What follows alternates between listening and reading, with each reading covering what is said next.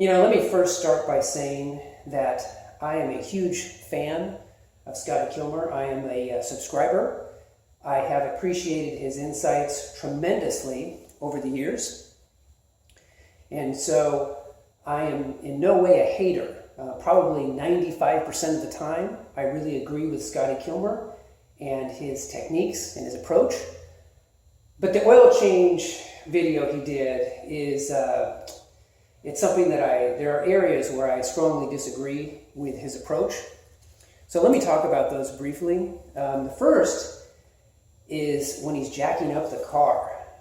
He does the thing where he puts a floor jack under the car, jacks it up, and then gets underneath it and says you don't have to worry about it falling on you because it's just going to fall on the tires. Well, the car he's using, and really cars in general, they're so low to the ground that if you're underneath them and the jack fails, you could be seriously injured or killed.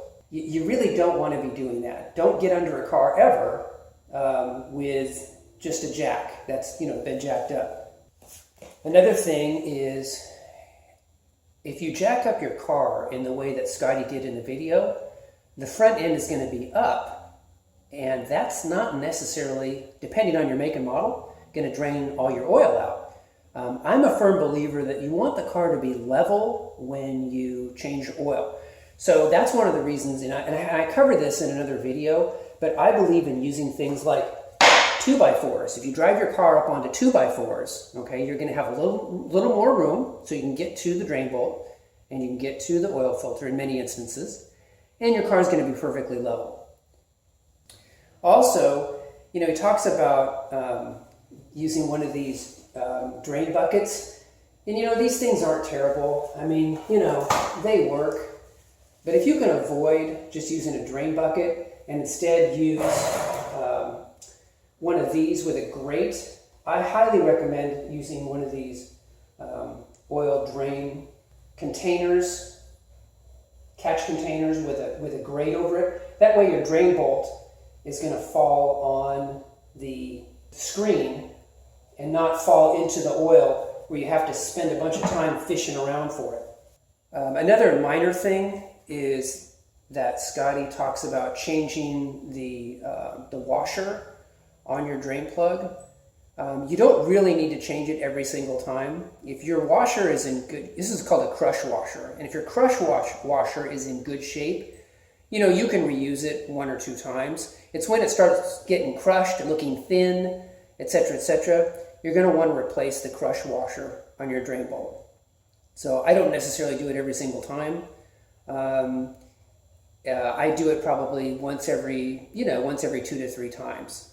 But that's a minor point. Now, one area where I kind of disagree with him more strongly is when he takes a breaker bar, okay, like this, and he goes and he says, put the drain bolt back on nice and tight. And he goes, "Argh."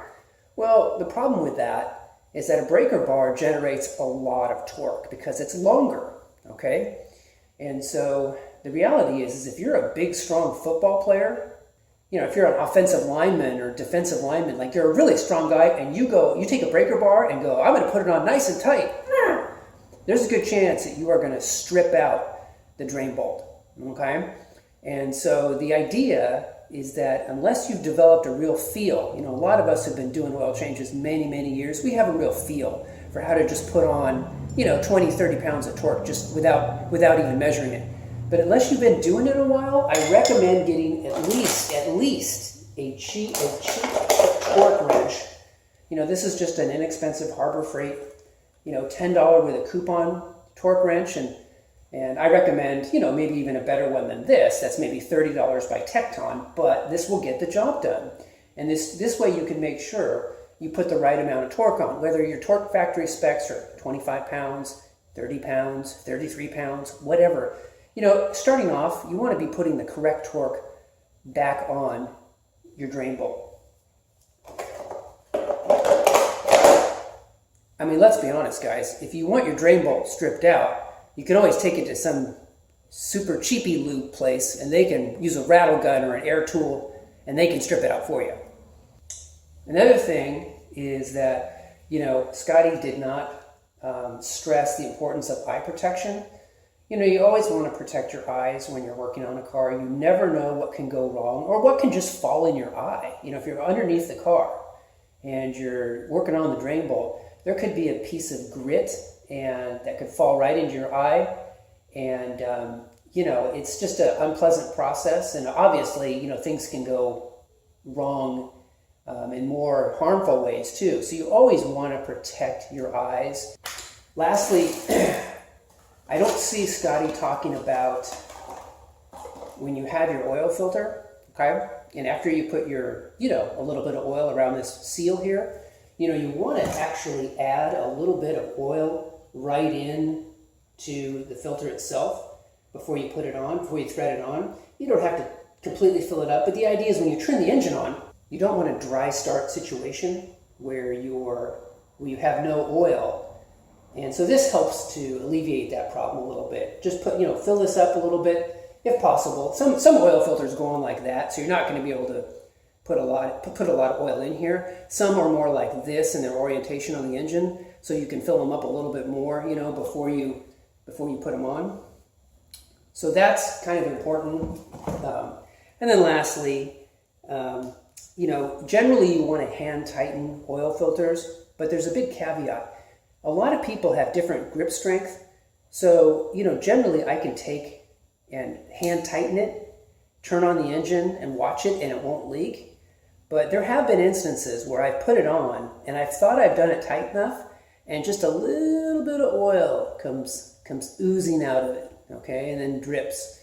And in that instance, you know, that's where you kind of want to get your oil filter wrench and if need be, you know, snug it up another quarter turn, you know, just a little quarter turn with the filter wrench, just to make sure it's on there tight. You don't want it so tight that you can't get it off next time, but you want it tight enough that it's not going to leak on you or seep oil, okay? And just the final thing is that, you know, after you do an oil change, and, you know, I've been doing oil changes for over 20 years, but I still start the car and just look, let it run for like 4 or 5 minutes and just watch it. Make sure nothing's leaking. You know, you don't want it, if you made a mistake, you know, you want to catch it right there. And so you want to watch and make sure that your car is not leaking. And, you know, you want to just check the dipstick, make sure it's at the correct fill level, and make sure it's not leaking. So anyway, guys, those are some concerns I have about Scotty Kilmer's video. Again, I really like Scotty Kilmer. He makes me laugh.